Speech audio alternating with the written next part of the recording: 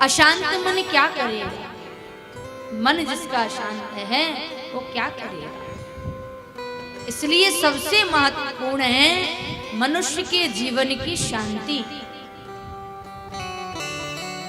सारी संपत्ति, सारी प्रतिष्ठा, सारा ऐश्वर्य एक तरफ रख दीजिए, चैन सुख शांति एक तरफ रख दीजिए, सब पर भारी है। सुखी मीन जह नीर अगाधा, जिम्मी हरि शरण न एको बाधा। इसलिए मनुष्य चाहता है कि मुझे ईश्वर के सन्निकट रखा जाए, उनकी कथा के मध्य रखा जाए, सत्पुरुषों के संग में रखा जाए, जिससे हमारे जीवन में सुख आएगा, शांति आएगी। बड़ी बड़ी बीमारियों को लोग कथा में आकर भूल जाते हैं कि मैं बीमार था, क्या दुख था, भूल जाता है, उसको सुख मिल जाता है, शांति मिल जाती है। जब कोई व्यक्ति चला जाता है ऊपर, सिधार जाता है, तो एक शोक पत्र में नीचे लाइन लिखी होती है, दिवंगत आत्मा को शांति प्रदान करी जाए। क्या लिखते हैं? दिवंगत आत्मा को शांति प्रदान करी जाए। क्यों लिखते हैं? क्या कमी थी जीवन में उसके? कहने का तात्पर्य यह है, प्रार्थना करते हैं प्रभु से, भगवान से, हे नाथ, इनके जीवन में सब कुछ था, सब कुछ इन्होंने अपनी मेहनत से कमाया, सब कुछ था, मान सम्मान, वैभव, प्रतिष्ठा, ऐश्वर्य, किसी भी चीज की कोई कमी नहीं थी, सब कुछ इन्होंने पाया। यदि नहीं था तो शांति। इसलिए अब ये आपके पास पहुंच गए हैं, अब इनको आप शांति देना। बताइए कितनी कीमती चीज है। अब यहाँ की माताएं, हाँ, कोई शांति देवी बैठी हो तो बुरा मत मानना, ठीक? बहुत दूर की बात। एक जगह कह रही थी मैं शांति से बैठना, शांति, एक मैया खड़ी हो, मैं नहीं बैठूंगी शांति के साथ। मैंने कहा क्यों? बोले शांति से मेरी लड़ाई है। अब पड़ोसन उनकी शांति, पड़ोसन का नाम था, वो बाजू में बैठी थी धोखे से, तो शांति देवी बैठी हो तो वो बिल्कुल बुरा ना माने, वो बाहर की बात है। हाँ। सुखी मीन जहां नीर आगाधा। यदि भगवान की सन्निधि में आकर के, सत्पुरुषों की सन्निधि में आकर के आप दुखी हैं, तो याद रखना प्यारे, कोई भी चीज, कोई भी वस्तु, कोई भी व्यक्ति आपको संसार में सुखी कर ही नहीं सकता है। कोई प्रसन्नता नहीं दे सकता। भगवान की शरण में आके कुछ लोग रोते रहते हैं, तीर्थों में जाकर के रोते हैं, मंदिरों में जाके रोते हैं। भगवान भी सोचते क्या हमने आदमी बनाया, मेरे को देख के खुश होना चाहिए, आकर के रो रहा है। हाँ, खुशी के आंसू हों कि देखो ना प्रभु, आज मेरा जीवन धन्य हो गया, मनुष्य तन धन्य हो गया, मुझे आपका दर्शन मिल गया। तब बात अलग है। लेकिन वो भक्त तो अलग ही होते हैं, उनको तो जब दर्शन वो करते हैं तो भगवान को देख करके आंसू नहीं निकलते, उनको संसार की बातें याद आती हैं और फिर वो फूट फूट करके रोते हैं भगवान के सामने। वहां तो अपने आप को प्रसन्न रखो, तीर्थों के सामने, भगवान के दरबार में, गुरु शरण में आप जो भी कामना करेंगे, जो भी चिंतन करेंगे, वो सत्य हो जाता है। इसलिए बहुत सोच समझ करके चिंतन करना, विचारों की क्रांति बड़ी अच्छी रखना, अच्छा सोचना, क्योंकि वो अंदर की जानता है। भवानी क्रांत आत्मा, वो हमारी ही एक ही बात जानता है। उसको बताने की आवश्यकता नहीं है। इसलिए अंदर क्या चल रहा है ये बहुत अच्छे से सोच समझ करके चिंतन और विचार को रखना। बाल चरित यति सरल सुहाई शारद शीश शंभु श्रुति गाय चरित सरल सुहाई शारद शीश शंभु श्रुति गाय गुरु रह गए पढ़ी रघुराई पढ़ी रघुराई अल्प काले विद्या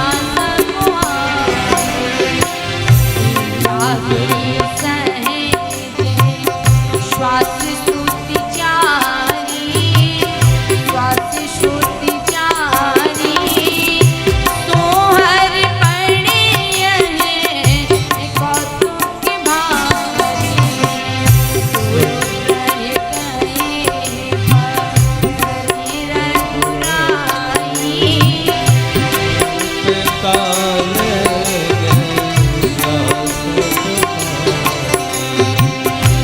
अल्प काले विद्या सब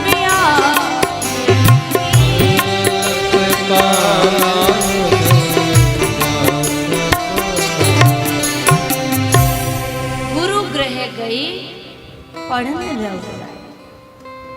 बताइए, जो जगत को शिक्षा दे रहा हो, जो जगत का पिता है, उसको पुत्र बन के आना पड़ा। जो जगत को सिखा रहा हो, जिसका ये प्राकृतिक सौंदर्य कुछ ना कुछ सीख दे रहा है, उसको आज सीख लेने के लिए जाना पड़ा। नियम देखिए, सिखाता कौन है? जिसने कुछ सीखा हो, जिसके पास कुछ हो। सिखाता कौन? जिसके पास कुछ हो। और जिसके पास कुछ है उसको भी सीखने की आवश्यकता है। जीवन भर यदि सीखते रहोगे तब भी ये जीवन सिखाते सिखाते आपको कुछ ना कुछ देता जाएगा। तो जीवन भर यदि हम सीखते सीखते रहेंगे तब भी कुछ ना कुछ छूट ही जाएगा। उम्र कम पड़ जाएगी लेकिन वो शिक्षाएं कम नहीं पड़ेंगी। हर ठोकर कुछ सिखाती है, हर बात कुछ सिखाती है, हर समय कुछ सिखाता है, हर परिस्थिति को शिक्षा दे रही है। इसलिए आज श्री ठाकुर को भी जाना पड़ा गुरु की शरण में सीखने के लिए। मैं देव हूँ, देव रीतियां हमको आती हैं, लेकिन मनुष्य जन्म में संघर्ष है। मनुष्य जन्म की प्रणाली अलग है, मानवता की कार्यशैली अलग है। उस शैली का अनुसरण करने के लिए पहले सीखना पड़ेगा। और जब हम परिपूर्ण हो जाएंगे तो यत यत आचरति श्रेष्ठा तत तत सा इतरा जना, तभी फिर हम सामान्य वर्ग को सिखा पाएंगे। फिर हमारी शिक्षा से सामान्य जन आचरण को देखकर उस आचरण का अनुसरण करेंगे। अल्पकाले विद्या सब आई। थोड़े से समय जाकर के गुरुमुख किया, शिक्षाएं ली, जाकी सहज श्वास श्रुति जारी।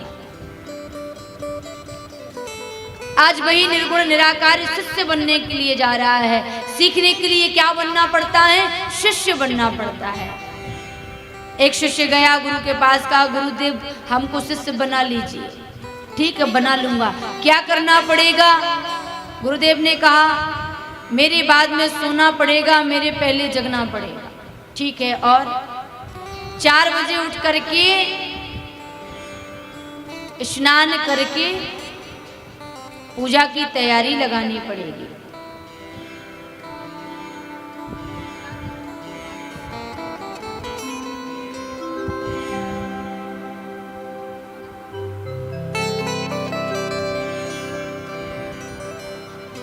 क्या कहा? आपको सुबह उठना पड़ेगा, उठ करके पूजा की तैयारी करनी पड़ेगी। आप गुरुदेव से कहा कि आप, गुरुदेव ने कहा कि मैं बाद में स्नान करता हूँ, बाद में पूजा करूंगा, मेरी पूजा की तैयारी करके रखना। इसके बाद फिर जलपान बाल भोग की व्यवस्था, फिर गुरुदेव कहा भोजन की व्यवस्था, फिर हमारी और सेवा, दुनिया भर का बहुत मेहनत बता दी। रात्रि तक, सुबह से रात तक का शेड्यूल एकदम टाइट। थक गया सेवा करते करते का। शिष्य बनने में तो बड़ा झंझट है, फिर क्या किया जाए? शिष्य बनने में इतना करना पड़ता है। हाँ, सेवा करनी पड़ेगी। शिष्य ने कहा कि गुरु बनने में, गुरु बनने में कहा कुछ नहीं। तो शिष्य ने कहा एक काम करिए फिर गुरुदेव, आप हमको गुरु बना दीजिए। क्या करना है? आप हमको गुरु बना दीजिए। गुरुदेव का तात्पर्य है कि मैं तुम्हें शिष्य नहीं गुरु ही बनाने जा रहा हूं, लेकिन गुरु बनने के लिए इस सीढ़ी से आपको चलना पड़ेगा। गुरु तो शिष्य जानते ही नहीं है बनाना, गुरु तो गुरु बनाते हैं, गुरु शिष्य नहीं बनाया करते। एक पिता सोचता है कि पूरा संसार मेरे पुत्र को मेरे से भी ज्यादा ऊंचाई पर देखे, तो शिष्य गुरु का पुत्र होता है, शिष्य गुरु का पुत्र होता है। आज उसी शिष्य की प्रणाली से गुजरने के लिए श्री रघुनाथ ने, हमारे राम जी ने गुरुकुल को महत्वता दी। अध्ययन करने के लिए गए, विद्या विनम्रता के साथ ग्रहण की जाती है। विद्या विनय निपुण गुणशीला, बहुत सारे गुण श्री राम जी ने गुरु की सन्निधि में रह करके सीखे, ताकि समाज को कुछ अच्छा सा संदेश दे सके। भोर में जागते हैं, महाराज श्री अपने पिता को प्रणाम करते हैं, हाथ जोड़ करके उनसे आज्ञा मांगते हैं। आयुष मांग करें पूरे काजा, मुझे क्या करना है आदेश करिए। प्रत्येक बालक को राम जी से शिक्षा लेनी चाहिए। यदि हर बालक अपने पिता से ऐसी इच्छा व्यक्त करने लगे कि बताइए मुझे क्या करना है पिताजी, तब फिर आप जो अधिकार मांगते हैं ना अपना, आपको मांगने की आवश्यकता नहीं पड़ेगी। अपना अधिकार मांगा नहीं जाता है। मुझे जिम्मेदारी दीजिए, मैं कैसे नहीं करता हूं, आज की संतान बोलती है। आप छोड़ करके तो देखिए मैं कैसे नहीं करता हूं, आपको मेरे ऊपर भरोसा ही नहीं।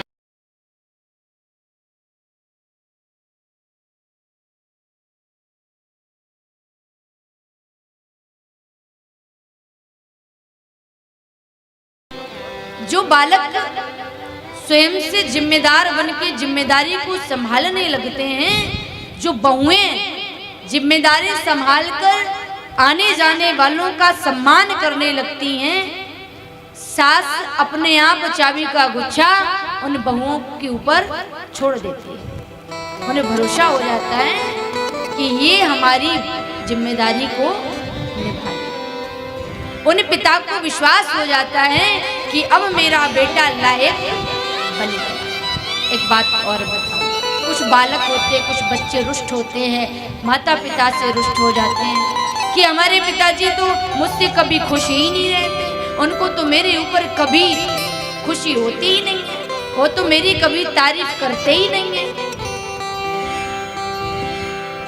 तारीफ तुम्हारे सामने का विषय नहीं है, याद रखना। माता पिता और गुरु को खुश करने के लिए आपको ज्यादा मेहनत नहीं करनी है, आपको कुछ बड़े बड़े उपहार नहीं देने हैं, आपको चॉफी चॉकलेट नहीं देनी है। आपको क्या करना है? उनकी आज्ञा का पालन करना है। आप माता पिता की आज्ञा का पालन करेंगे, आप गुरुजनों की आज्ञा का पालन करेंगे, उनके प्रिय बन जाएंगे और उनकी प्रसन्नता का कारण बन जाएंगे। आपके उपहारों से वो खुश नहीं होंगे, उनको आपसे धन नहीं चाहिए, वैभव नहीं चाहिए, आपसे ज्यादा इच्छाएं नहीं है उनकी। राम जी कहते हैं, वही मेरा पुत्र है, वही मेरा प्रिय है, वही मेरा शिष्य है जो मेरी आज्ञा का पालन करता हो। कहा गया है रामचरितमानस में। आज भगवान श्री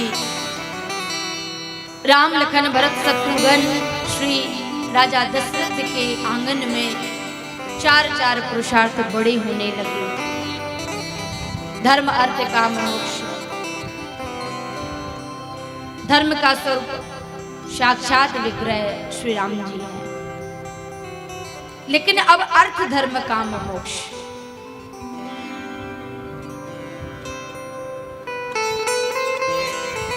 देखिए, राक्षस जन यज्ञ इत्यादि कर्म नहीं करने देते, आपके सत्कार्यों में बाधा उत्पन्न करते हैं। जब भी धर्म को किसी ने हानि पहुंचाने की कोशिश करी है, जब भी किसी ने धर्म को नोचने खरोचने की कोशिश करी है, सबसे पहले यदि चिंता हुई है तो वो साधु संतों को हुई है। गाधी तनय मन चिंता व्यापी, गाधी तनय मन चिंता व्यापी, गाधी तनय मन चिंता व्यापी, गाधी तनय चिंता व्यापी। हरि बिन मन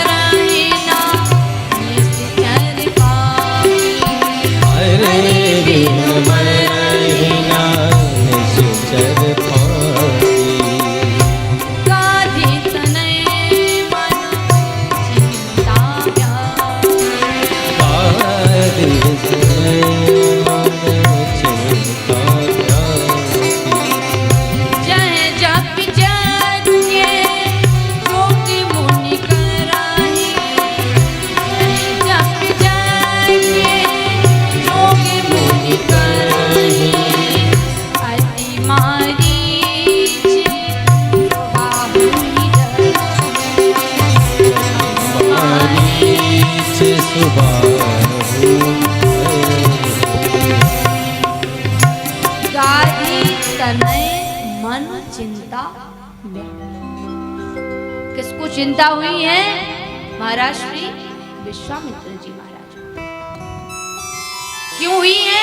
क्योंकि यज्ञ करने जा रहे हैं तो बीच में मारीच सुबाहु जैसे राक्षस विघ्न पैदा कर देते, हड्डियां डाल देते, यज्ञशाला में ऐसे ऐसे संकट पैदा कर दिए कि चिंता होने लगी। आने वाला समय कलयुग है। अब देखो भैया, उन्हीं को हम राक्षस नहीं कहते हैं जिनके बड़े बड़े सींग लगे हों, चार हाथ हों, चार पैर हों। कुछ ऐसे राक्षस भी हैं जो देह तो मनुष्य का है, मनुष्य तन है, लेकिन काम उनके राक्षसों के, निशाचरों के जैसे। कोई अच्छा काम करता, बीच में संकट पैदा कर देता, कोई अच्छा सोचता, बीच में टांगड़ाने आ जाता। वो कौन है? वो मनुष्य नहीं है, वो मनुष्य के रूप में राक्षस है। उनको निशाचर कहा गया है, उनको मानवता का कोई लक्षण नहीं उनके अंदर। तो ऐसे मनुष्य जो बीच में धर्म के काम में बाधाएं पैदा करते हों, उनसे कैसे बचा जाए? उनसे बचने के लिए भगवान से प्रार्थना करनी पड़ेगी, भगवान को मांगने जाना पड़ेगा और भगवान ही उनसे हमारी रक्षा कर सकते हैं।